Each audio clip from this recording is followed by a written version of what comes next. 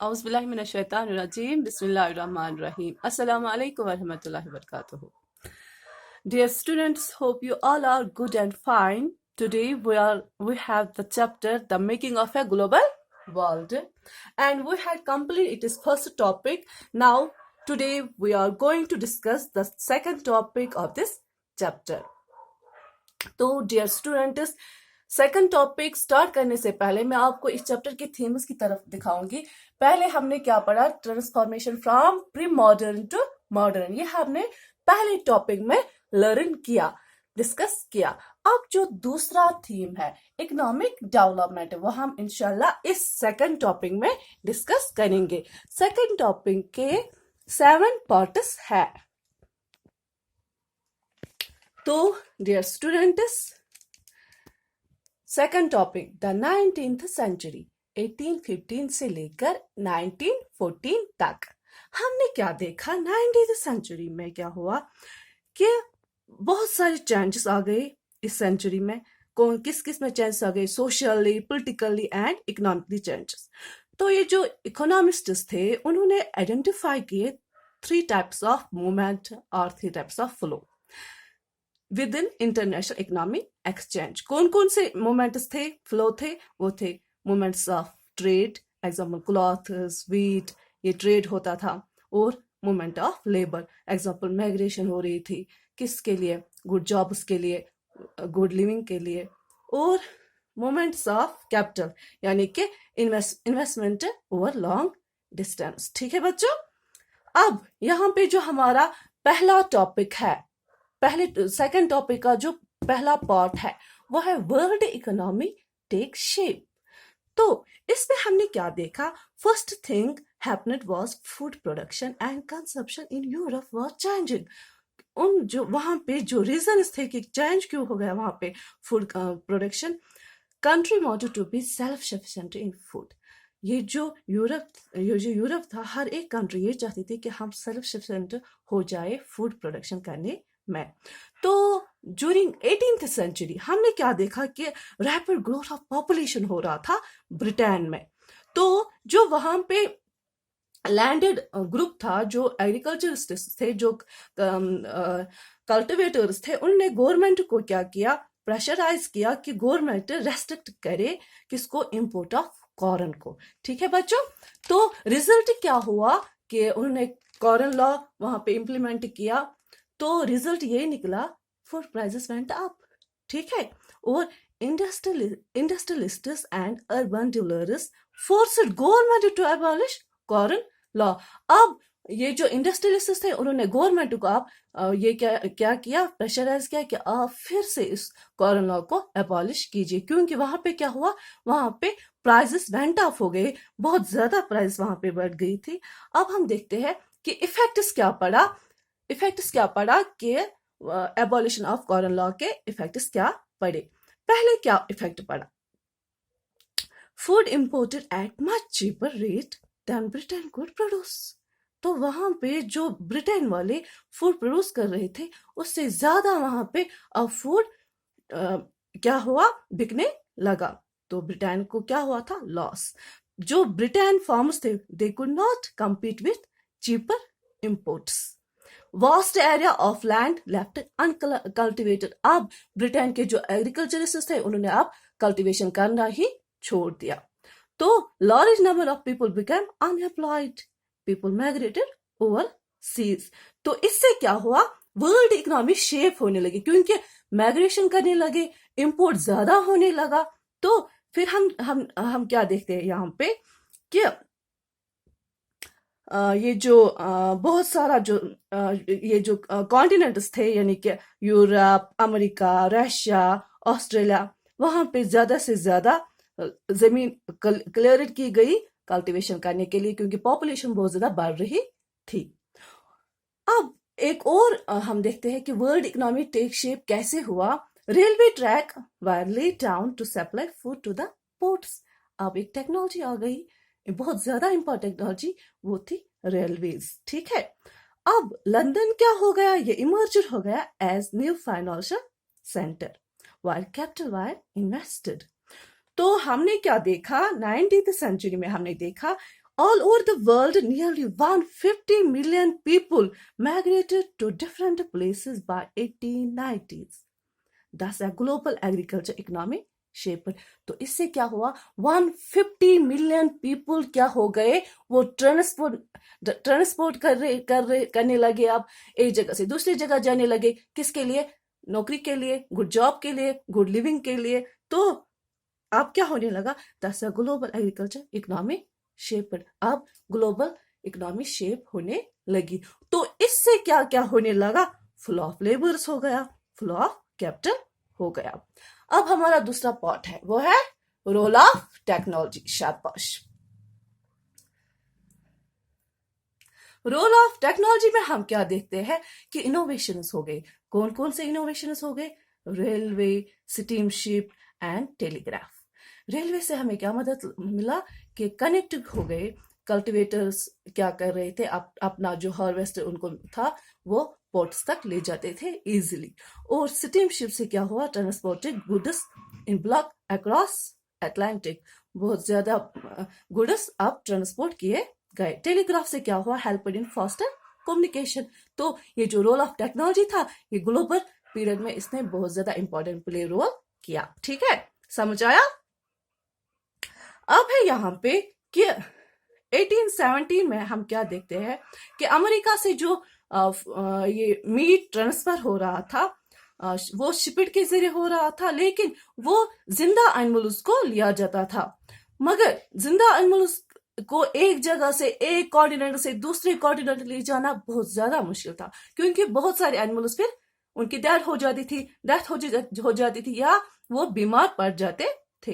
तो क्या हुआ, मीट प्राइसेस अब राइज होने लगे। तो meat was a luxury item in Europe. अब ये लग्जरी आइटम बन गया कहाँ पे, यूरोप पे। तो arrival of refrigeration technology, animal sheltered in America and was shifted and was shipped.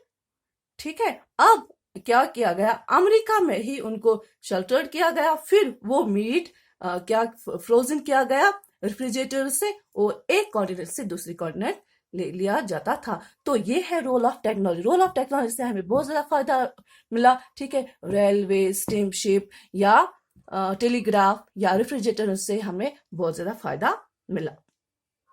फिर है यहाँ पे थर्ड टॉपिक, वो है लेट 19th सेंचुरी कॉलोनाइजेशन। हमने क्या देखा कि 19th सेंचुरी में expansion of trade improve the life of European, but it had negative impact.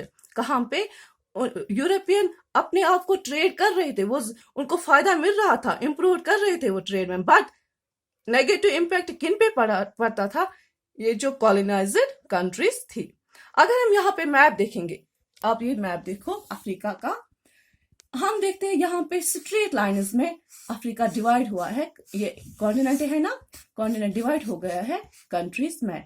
अगर हम अपने इंडिया की बात करेंगे, वो डिवाइड हुआ है on the basis of language, है ना। मगर ये डिवाइड हुआ है, ये किन्होंने इसको डिवाइड किया, 1885 में बिग पावर, ये जो यूरोपियन पावर्स थे, उन्होंने मीटिंग की कहाँ पे, बर्लिन में, and demarcated African country for respect two powers.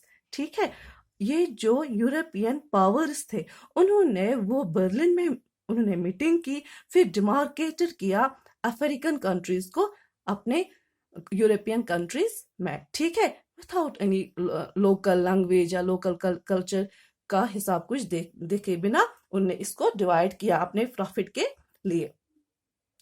Thus most of African countries appear straight line, इसीलिए ये स्ट्रेट लाइन में है अफ्रीका। ठीक है, स्ट्रेट लाइन में है ये। उन्होंने क्या किया, अपने बेनिफिट के लिए उन्होंने अफ्रीका को डिवाइड किया, किन्होंने, यूरोपियन पावर्स ने। कब, 1885 में। ठीक है, अब है फोर्थ पार्ट, सेकंड टॉपिक का फोर्थ पार्ट, वो है रिंडरपेस्ट और द कैटल प्लेग। ये रिंडरपेस्ट था क्या, अगर हम देखेंगे, ये जो अमेरिका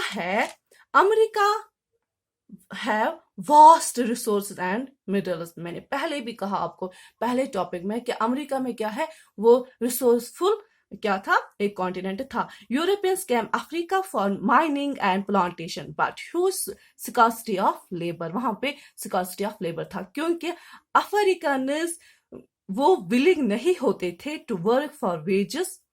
अगर उनको वेजेस भी दिए जाते थे वो विलिंग नहीं होते थे काम करने के लिए माइनिंग एंड प्लांटेशन में, क्योंकि उनके नीड्स इजिली मेट होते थे विद द अवेलेबल रिसोर्सेज। वहां पे जो अवेलेबल रिसोर्स थे, जो लाइफ स्टॉक था, वहां पे अफ्रीकन पीपल उसी पे अपनी जिंदगी इजिली बसर कर सकते थे। तो वो ब्रिटिश वालों के, तो वो यूरोपियंस के लिए क्या करते थे, लेबर काम नहीं करना चाहते थे।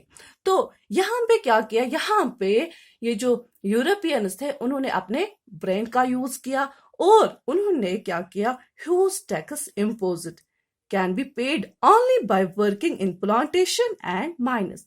अब यूरोपियंस के ने क्या किया अमेरिका में, उन्होंने बहुत ज्यादा टैक्स इम्पोज्ड किया, जिसकी वजह से उन्होंने ये उनको रखा कि आपको ये टैक्सेस खत्म, यानी कि आप ये टैक्स पे कर सकते हो अगर आप हमारे माइनस और प्लांटेशन में काम करोगे।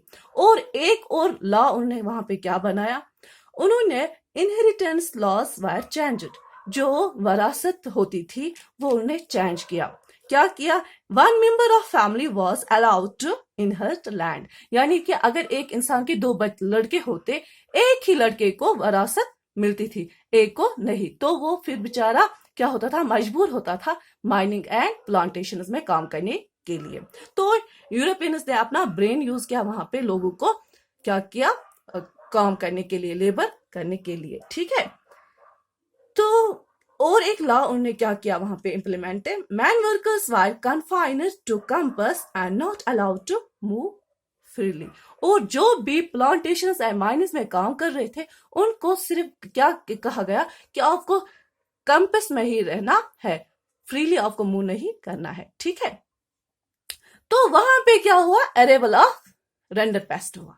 कैसे हुआ, ये ऐसे हुआ कि 1800 में जो हॉर्सेस इंपोर्ट किए गए ब्रिटिश एशिया से, उन हॉर्सेस को क्या था, उनको रेंडरपेस्ट था, एक डिजीज थी, जो डिजीज फिर अफ्रीका के, जो डिजीज फिर इस कॉन्टिनेंट के एनिमल्स को लग गई। तो वहां पे क्या हुआ, rinderpest spread in Africa like forest fire, forest fire की तरह वो फैलने लगी एनिमल्स में।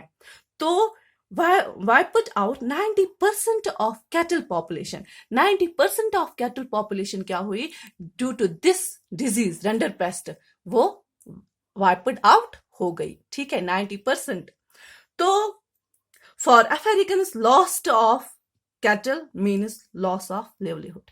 तो अफ्रीकन्स के लिए क्या था, वो डिपेंडेंट थे किस पे, लाइफ स्टॉक पे, रिसोर्स पे। जब लाइफ स्टॉक ही खत्म हो गया, जब वहां पे डिजीज फैल गई, तो क्या हुआ, वो अब मजबूर हो गए।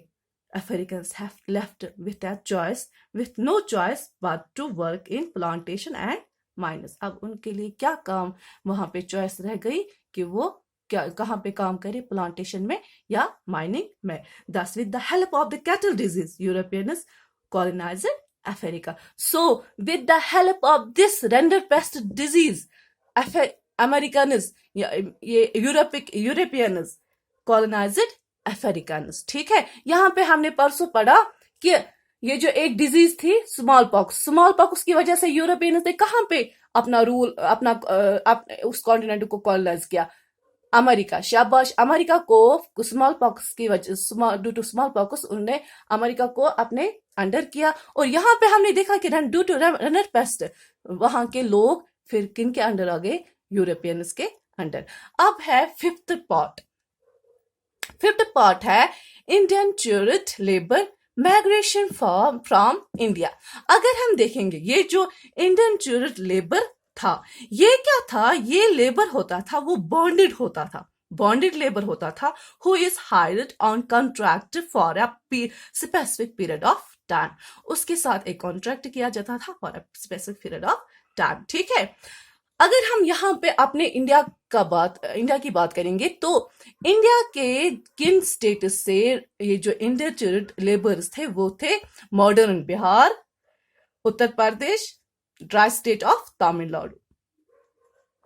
ठीक है बच्चों, उनको कहाँ लिया जाता था? उनको लिया जाता था Caribbean island, Mauritius and Fiji में। ठीक है, तो अगर हम देखेंगे इंडिया में जो आसाम एक स्टेट है आज, वहां पे टी प्लांटेशन हो रही थी, तो लोगों को वहां, दूसरे स्टेट्स के लोगों को वहां पे लिया जाता था, और वहां पे जो कंडीशंस थे वो बहुत ही ज्यादा मिजरेबल थे उनके लिए।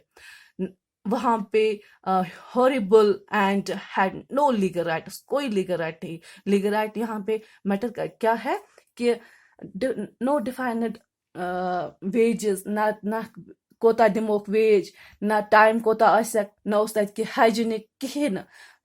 बड़ मिजरेबल लाइफ मज तुम तक बिचार कम आसा करा कम ये इंडियन ज्यूरिट लेबर्स, बिचार तक वारिया मिजरेबल लाइफ मज कम आसा करा। फिर क्या हुआ? फिर हम देखते हैं कि 1900 में क्या हुआ, ये जो इंडियन नेशनलिस्ट्स थे उन्होंने स्टार्ट किया, क्या मूवमेंट स्टार्ट किया, अपोज करने लगे वो इंडियन ज्यूरिट लेबर को। तो इसको फिर एबॉलिश किया गया 1921 में ऑफिशियली। कब एबॉलिश किया गया इंडियन ज्यूरिट लेबर को?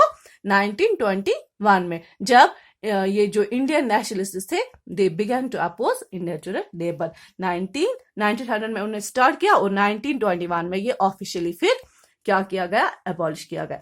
अब है सिक्स्थ पार्ट, वो है इंडियन एंटरप्रेन्योर्स अब्रॉड। ठीक है, इंडिया के जो एंटरप्रेन्योर्स थे वो अब्रॉड तक पहुंच गए। इसमें हम देखते हैं कुछ बैंकर्स थे, कुछ ट्रेडर्स थे इंडिया के, वो है शिकारीपुरी श्राफर्स, या हम देखते हैं नटुकोटाई। वो उन बैंकर्स में थे जो हमारे इंडिया से थे, और वो फाइनेंस कर रहे थे एक्सपोर्ट एग्रीकल्चर को इन साउदर्न एंड सेंट्रल एशिया में। ये जो एशिया, सेंट्रल एशिया और साउदर्न एशिया में वो फाइनेंस कर रहे थे एग्रीकल्चर के लिए। ठीक है, Indian traders and money landers also ventured into Africa along with European.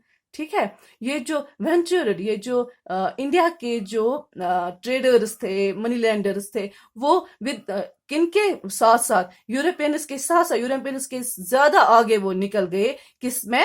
Trade करने में। उन्होंने क्या बनाए? उन्होंने एम्पोरिया बनाया। एम्पोरिया क्या होता था? वो एक गुदाम था, यानी कि गुदाम बनावा कत तुम बनाव सह गुदाम बिजी पोर्टन मज अराउंड द वर्ल्ड। तो यमो कोर सरसी वर्ल्डस मज बनायो पन एम्पोरिया, तो तत पन ट्रेड करा, तुम इंडिया आसान। ठीक छा, पत वो लास्ट टॉप पार्ट, वो Indian trade, colonialism and the global system. शाबाश। अगर हम देखेंगे इंडिया का जो प्रोडक्शन था, इंडिया का जो माल था, वो बहुत ज्यादा एक्सपोर्ट होता था। ठीक है, कहाँ पे जाता था? यूरोपियन कंट्रीज में। लेकिन जब यूरोपियन कंट्रीज में, जब ब्रिटेन में हम देखते हैं, वहां पे लोकल मैन्युफैक्चरर्स जो थे, जो लोकल इंडस्ट्रियलिस्ट्स थे, उन्होंने अपने गवर्नमेंट को फोर्स किया कि आप क्या करो, बैन करो इंडियन इंपोर्टर्स को। ठीक है, अगर हम देखेंगे 1800 तक 30% हमारा कॉटन टेक्सटाइल एक्सपोर्ट होता था। वहां कहा? ब्रिटेन में वो जाता था। लेकिन 1815 में हम देखते हैं 15%। आप ये डेट एक्स्ट्रा अपनी बुक पे चेक कर सकते हो। लेक्चर सुनते वक्त आप रफ अपने सामने रखोगे पेन, फिर जो भी मैं कहूंगी वो पेन डाउन करोगे और अपनी बुक्स पे भी आप मार्क करोगे। ठीक है, फिर अच्छे से समझ आएगा। तो गवर्नमेंट ने बैन किया इंपोर्ट को। तो हमारा जो टेक्सटाइल कॉटन वहां पे जाता था 1800 में वो 30% जाता था। ठीक है, 1815 में वो 15% यानी कि डिक्रीज होने लगा अब, और 1870 में 3% होने लगा। पहले 30% था, फिर 15%, फिर 3%। हमारा जो माल था वो अब यहीं पे रह गया। ठीक है, तो इंडिया को अब लॉस हो गया। लेकिन जो हमारा रॉ मटेरियल था वो पहले कम जाता था, फिर ज्यादा जाने लगा। अगर हम देखेंगे पहले जाता था 5 to 30, पहले 5% जाता था, फिर 35% जाने लगा। ठीक है, रॉ मटेरियल अब ज्यादा जाने लगा इंडिया से, और हमारा जो फिनिश्ड जो गुड्स होते थे, टेक्सटाइल्स होते थे, वो अब कम जाने लगे। इससे इंडिया का नुकसान होता था और ब्रिटेन को फायदा मिलता था, क्योंकि वो अपने इंडस्ट्रियलाइज्ड गुड्स यहाँ पे फिर हमारे रॉ मटेरियल से गुड्स बना के हमको यहाँ पे वो फिर सेल करते थे। तो अब यहाँ पे जो हमारा जो इंडिया था वो एक कॉलोनियल स्टेट था ना, तो यहाँ पे जो कॉलोनिज्म था, ब्रिटिश वाले इतना फायदा उठाते थे कि यहाँ पे जो उनको पैसे मिलते थे वो फिर वो खर्च करते थे फॉर इंडियन मार्केट से जो भी पैसे उनको मिलता था was utilise to pay home charges and serve other countries. यहाँ पे मैं आपको कहूंगी वो सर्व अदर कंट्रीज करते थे, यानी कि वो यहाँ से जो वो पैसा लेते थे अपने अपने कंट्रीज में खर्च करते थे, और दूसरे कंट्रीज में जहाँ पे वो कॉलोनियल रूल उनने जमाया था वहां पे खर्च करते थे। और होम चार्जेस पे यहाँ पे मैं आपको समझाऊंगी कि वो पे करते थे एक्सटर्नल डेब्ट को, और उन पेंशनर्स को जो हमारे इंडिया से रिटायर हो रहे थे, जो भी ऑफिशियल्स जहां से रिटायर होके जाते थे, उन पे वो फिर पैसे खर्च करते थे। आज के लिए इतना ही। फिर जल्दी ही मैं नेक्स्ट वीडियो आपको सेंड करूंगी, वो है third topic of this chapter, the making of global world. अल्लाह हाफिज, फी अमानिल्लाह।